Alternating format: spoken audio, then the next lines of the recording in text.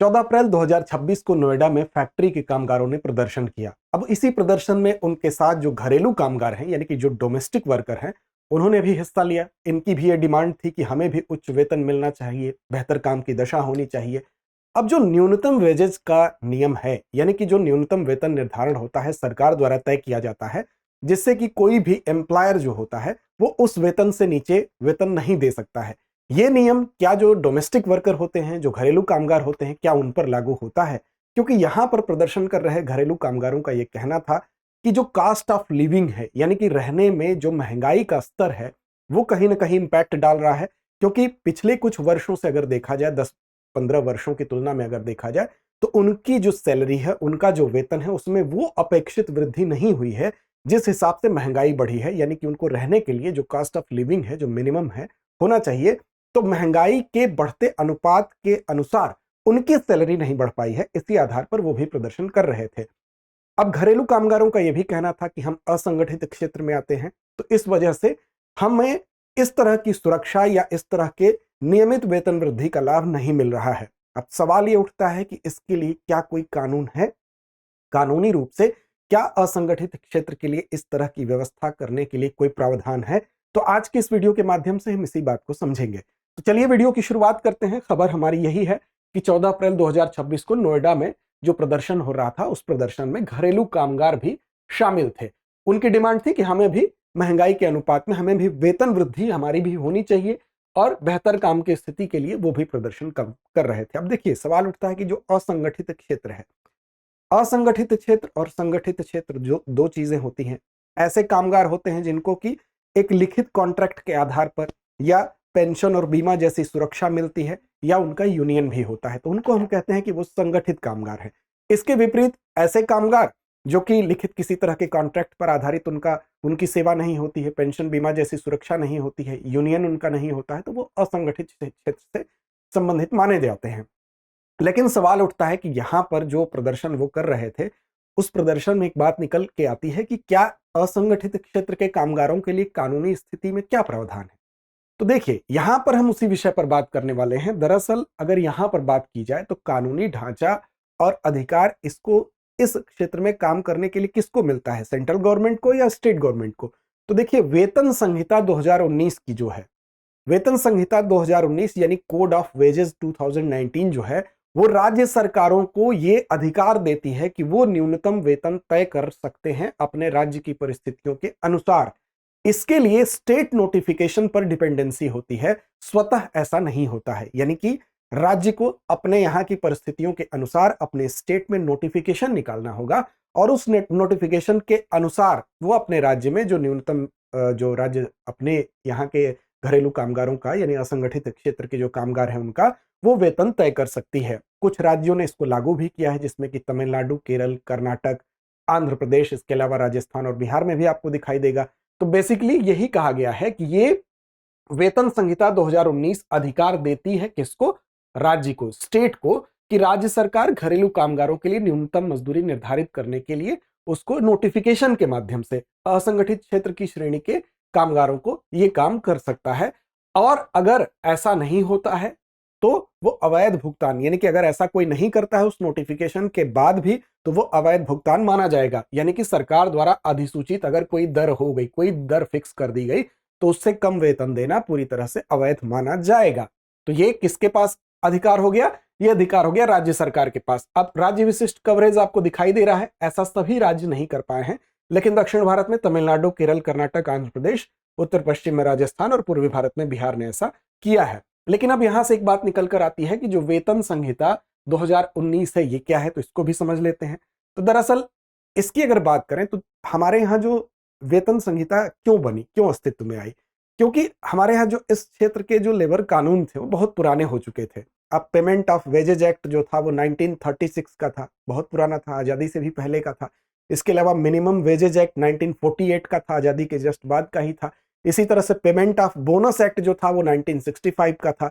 इसी तरह से आपका इक्वल रेन्यूमरेशन एक्ट जो था वो 1976 का था। अब इतने पुराने कानूनों में ढेर सारे कानून होते थे, अस्पष्टता की स्थिति भी होती थी। तो ये आवश्यकता महसूस की गई कि अब इनमें जो ढेर सारे कानून हैं, जो बंचेस हैं, उसको कम किया जाए। और कानूनों में स्पष्टता की स्थिति होनी चाहिए। तो इसके लिए फिर प्रयास शुरू हुआ और श्रम पर जो द्वितीय राष्ट्रीय आयोग था वर्ष 2002 में, उसने सिफारिश की, यानी कि 2002 में इसके लिए सिफारिश की गई, किसके द्वारा? श्रम पर जो राष्ट्रीय आयोग था उसने सिफारिश की। और उस सिफारिश के बाद क्या हुआ, जो 29 कानून थे उन 29 कानूनों को 4 फंक्शनल कोड में जो है वो समायोजित किया गया, यानी कि 4 फंक्शनल कोड बनाए गए। और ये 4 फंक्शनल कोड कौन कौन से थे? तो कोड ऑन वेजेस 2019, जिसकी चर्चा हम अभी कर रहे थे, इसके अलावा इंडस्ट्रियल रिलेशन कोड 2020, इसके अलावा कोड ऑन सोशल सिक्योरिटी 2020 और occupational safety health and working जो कोड है आपका, कंडीशन कोड है 2020। ये 4 कोड जो है ये फाइनली अस्तित्व में आते हैं, यानी कि 29 जो इस समय लेबर लॉ आपको दिखाई देंगे वो इन्हीं 4 संहिताओं में, जिसमें कि वेतन संहिता आपकी है द कोड ऑन वेजेस 2009, जिसमें अभी हम बात कर रहे थे। अब उन धाराओं पर भी आएंगे, कौन कौन सी धाराएं हैं। इसके अलावा the code on social security 2020 और the industrial relation code 2020, the occupational safety health and working condition code 2020। अब इसमें ये 4 जो कोड बने, इसी में हम वेतन संहिता की बात कर रहे हैं, यानी कि हम इसकी बात कर रहे हैं। अब इसमें क्या क्या है? तो इसमें एक है आपकी धारा 5। अब इसकी जो धारा 5 है, धारा 5 क्या कहती है? धारा 5 में क्या कहा गया है? तो देखिए, धारा 5 को आपको याद रखना है, क्योंकि धारा 5 में साफ तौर पर यह कहा गया है कि जो न्यूनतम मजदूरी है, वो न्यूनतम मजदूरी में संगठित क्षेत्र के भी जो कामगार हैं वो भी शामिल होंगे, असंगठित क्षेत्र के जो कामगार हैं वो भी शामिल होंगे। यानी पहले जिसका कवरेज केवल 30% तक था, अब उसका कवरेज बढ़कर 100% तक कर दिया गया। ये बात इसमें कही गई है साफ तौर पर, यानी कि यूनिवर्सलाइजेशन किया गया। यानी एक तरह से हम कह सकते हैं कि सबको इसमें सम्मिलित किया गया, संगठित क्षेत्र के कामगार को, असंगठित क्षेत्र के कामगार को। धारा 9 इसकी कहती है, धारा इसकी जो दूसरी अगर हम बात करें तो धारा 9, इसका सेक्शन जो 9 है वो क्या कहता है? तो धारा 9 कहता है कि नेशनल फ्लोर वेजेज जो होते हैं, यानी कि राष्ट्रीय स्तर पर एक बेस लाइन तय कर दी जाएगी, कि राष्ट्रीय स्तर पर हमने मान लीजिए तय कर दिया कोई भी एक नियत मजदूरी कि इतना होगा, वो क्या होगी? वो बेस लाइन होगी। इससे नीचे अब किसी भी कामगार को वेतन नहीं देगा कोई भी राज्य सरकार अपने यहां जो नोटिफिकेशन जारी करेगा। इसका मतलब यह है कि बेस लाइन स्टेट के लिए एक न्यूनतम मजदूरी तय करने का एक आधारभूत लेवल हो गया, आधारभूत स्तर हो गया, कि अब इससे नीचे जाकर आप अपने यहाँ के नोटिफिकेशन में ये बात ध्यान रखेंगे। तो धारा 9 में सेंट्रल को ये पावर दे दिया गया कि सेंट्रल एक बेसलाइन तय कर देगा, लेकिन राज्य क्या करेगा? अपने यहाँ नोटिफाइड करके और उस आधार पर उस मिनिमम बेसलाइन का ध्यान रखते हुए अपने यहाँ के कामगारों का, संगठित असंगठित जो दोनों का, उनके लिए वो क्या करेगा? वेतन तय करेगा। अब सेक्शन 5 और 6 दो ऐसे हैं इसमें जो कि एप्रोप्रिएट गवर्नमेंट, यानी कि राज्य सरकार, यहां पर एप्रोप्रिएट गवर्नमेंट का तात्पर्य राज्य सरकार से ही होगा, वो वास्तविक न्यूनतम मजदूरी तय करने के लिए एक नोटिफाइड तरीके से वो अधिकृत हो जाती है। तो यहां पर यही बात निकल कर आती है कि असंगठित क्षेत्र के जो कामगार हैं उनके लिए भी, जैसा कि आपने 6 राज्यों में देखा कि तमिलनाडु, केरल, कर्नाटक, आंध्र प्रदेश, राजस्थान और बिहार में, कि वहां पर नोटिफाइड किया गया है और उसके आधार पर वहां की परिस्थितियों के अनुसार वहां के घरेलू कामगारों के लिए भी वेतन तय किए गए हैं। लेकिन अब आपके जहन में सवाल उठ रहा होगा कि जब ऐसा तय है वहां पर, तो आखिर क्या कारण है भाई कि उनको वो सैलरी नहीं मिल रही है? तो चुनौतियां हैं इसकी। क्या क्या चुनौतियां हैं, चलिए उस पर भी नजर डालते हैं। क्योंकि बिहार में अगर ये चीज तय होगी तो क्यों आखिर बिहार से या दूसरे स्टेट से दूसरे स्टेट में जाके लोग काम करने के लिए मजबूर हैं? तो देखिए, अगर इसके लिए अगर हम एक पक्ष देखें तो चुनौती सबसे पहले ये है, असंगठित क्षेत्र में विशेष तौर पर अगर हम बात करें, डोमेस्टिक वर्कर्स की बात करें, काम क्या करते हैं? वो निजी घरों में जा जाकर काम करते हैं। यहां पर आज काम कर रहे हैं 3-4 घरों में, कल को हो सकता है कि एक ही महीने में ये घर छूट जाए, नया घर पकड़ ले। यहां पर हो सकता है कि 2 ही महीने में छूट जाए, नया घर पकड़ ले। तो जो नियोक्ता है, यानी कि जो एम्प्लॉयर है, जो इनको रोजगार दे रहा है, वो फिक्स नहीं है। वो निजी घरों में काम करने की वजह से जो हम कह सकते हैं कि इनका एम्प्लॉयर है, वो फिक्स नहीं है। तो एम्प्लॉयर जब तक फिक्स नहीं होगा, उसको एक नियत कानूनी ढांचे में ढालना बड़ा मुश्किल है। इसके अलावा जो श्रम विषय है, आंशिक रूप से वो राज्य का विषय होते हैं, क्योंकि सेंट्रल क्या कर रहा है? इसमें एक बेसलाइन ही तो तय कर रहा है, बाकी तो वो राज्य को ही इंपावर्ड कर रहा है, कि राज्य को अधिकृत कर रहा है कि वो नोटिफिकेशन के माध्यम से तय करे न्यूनतम वेतन। तो इसकी वजह से क्या हो रहा है कि अलग अलग राज्यों में अलग अलग कानून हो रहे हैं। तो एक नेशनल हम कह सकते हैं कि फ्रेमवर्क, जिसके आधार पर उसका अनुपालन कराया जा सके, उसमें दिक्कत आ रही है। दूसरी चीज, अगर मान लीजिए लेबर इंस्पेक्टर है भी, तो वो कोई शिकायत मिलती भी है तो वो घर के अंदर जाके चेक नहीं कर सकता है जब तक ये एक फिक्स नियोक्ता ना मिले, जब तक इस तरह का कोई स्पष्ट कानून ना हो। क्योंकि ये अभी वर्तमान जो स्थिति आप देख रहे हैं, अब जो ऐप के माध्यम से कोई अगर कामगार रख रहा है या कोई एजेंसी के माध्यम से रख रहा है तब तो वहां थोड़ी स्थिति ठीक है, लेकिन स्वतंत्र रूप से अगर किसी को काम की जरूरत है, व्यवहारिक धरातल पर स्थिति दूसरी होती है।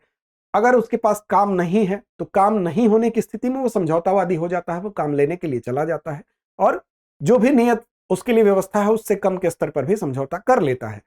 तो इसके लिए एक और चीज है कि अगर कोई ऐप के माध्यम से मान लीजिए काम करता है, किसी एजेंसी के माध्यम से कामगार आता है काम करने के लिए, तो ऐसी दिशा में वो एजेंसी उसको क्या मानती है, स्वतंत्र पार्टनर मानती है, वो उसको कर्मचारी नहीं मानती है। और जब कर्मचारी नहीं मानेगी तो कोई लिखित कॉन्ट्रैक्ट पर साइन नहीं होगा, कोई उसको पेंशन बीमा जैसी सुरक्षा नहीं मिलेगी, तो वो एक फ्रीलांसर की तरह काम करेगा। और फ्रीलांसर की तरह काम करने पर यह स्थिति हम कह सकते हैं कि वो एक कर्मचारी की तरह उसको डील नहीं होता है, बल्कि एक स्वतंत्र पार्टनर के रूप में डील होता है, जिससे कि उसको वो सुरक्षा नहीं मिल पाती है। और ये भी है कि ये क्षेत्र जो है वो ग्रे जोन के अंतर्गत आ रहा है, यानी कि इस पर बहुत स्पष्ट कानूनी प्रावधान नहीं है, कानून से बहुत स्पष्ट रूप से आच्छादित नहीं है, जिसकी वजह से अलग अलग परिस्थितियों की वजह से यहां पर हम ये जरूर कह सकते हैं कि कुछ राज्य सरकारों ने इसको इंप्लीमेंट किया है, लेकिन कहीं ना कहीं उसका इन्फोर्समेंट यानी कि उसको लागू करवाना वो उतने सटीक तरीके से भी नहीं हो सका है, जिसकी कि अपनी व्यवहारिक दिक्कतें हैं। तो उस पर भी विचार करने की जरूरत है। अब आप ऐसी दशा में पूरी स्थिति समझ गए, अब आप बताइए कि इसका क्या बेहतर निदान हो सकता है। अपने दिमाग से एक एथिक्स के पॉइंट ऑफ व्यू से आप सोचिए कि यहां पर क्या ऐसा कानून बनना चाहिए, क्या ऐसा प्रावधान होना चाहिए और कैसे उसका इंप्लीमेंटेशन होना चाहिए, इन्फोर्समेंट उसका कैसे बेहतर हो सकता है। इस पर आप क्या सोचते हैं कमेंट बॉक्स में जरूर बताइए। चलिए आगे बढ़ते हैं और बात करते हैं एक महत्वपूर्ण सूचना के बारे में। अगर आप यूपीएससी की तैयारी करना चाहते हैं, कम समय में बेहतर तैयारी करना चाहते हैं, तो हमारे पास है एक बेहतरीन course, GS studio foundation live online course. अब देखिए इस कोर्स की खास बात यह है कि हिंदी में भी, इंग्लिश में भी और इंग्लिश में भी, तीनों माध्यम में उपलब्ध है ये कोर्स। इस कोर्स में आपको 14 महीने में सिलेबस को कवर किया जाता है। इस कोर्स में आपको 18 टेस्ट देने को मिलते हैं। इस कोर्स में 2 साल के करंट अफेयर्स को कवर किया जाता है, साथ ही प्रिंटेड मटेरियल, वीडियो दोनों के माध्यम से। अब इस कोर्स में अगर कीमत की बात करें तो 34,999 में भी आपको अतिरिक्त डिस्काउंट मिलता है अगर आप अमिताभ कूपन कोड का इस्तेमाल करते हैं। तो AMITABH अमिताभ कूपन कोड आप याद रखेंगे। इसके लिए आपको करना क्या है, तो आप जाइए सीधे सीधे दृष्टि लर्निंग ऐप को डाउनलोड कर लीजिए और वहां पर जीएस स्टूडियो फाउंडेशन इस कोर्स पर जाइए, इसके सारे फीचर्स को पढ़िए। अगर आपको लगता है आपके लिए उपयोगी है तो आप जब बाई के ऑप्शन पर जाएंगे तो वहां पर अमिताभ कूपन कोड अप्लाई करके अतिरिक्त डिस्काउंट का लाभ लेते हुए इस कोर्स को आप प्राप्त कर सकते हैं। अब चलिए यहां पर देते हैं आपके लिए एक अभ्यास प्रश्न, जिसका जवाब आपसे अपेक्षित है कमेंट बॉक्स में। अभ्यास प्रश्न आपके लिए है कि कोड ऑन वेजेस 2019 के अनुसार न्यूनतम मजदूरी तय करने का मुख्य अधिकार किसके पास है? केवल केंद्र सरकार, राज्य सरकार है, सुप्रीम कोर्ट या श्रम मंत्रालय? तो इस प्रश्न का जवाब हमें यकीन है आप सही देंगे। साथ साथ चैनल को सब्सक्राइब नहीं किया तो कर लें, जिससे हमारी नोटिफिकेशन आप तक पहुंचती रहें। इसके अलावा आप हमने टेलीग्राम पर भी हमसे जुड़ सकते हैं, दृष्टि आईएएस यूट्यूब नाम से हम वहां भी उपलब्ध हैं। तो लड़ते रहिए, अपने लक्ष्य की ओर बढ़ते रहिए।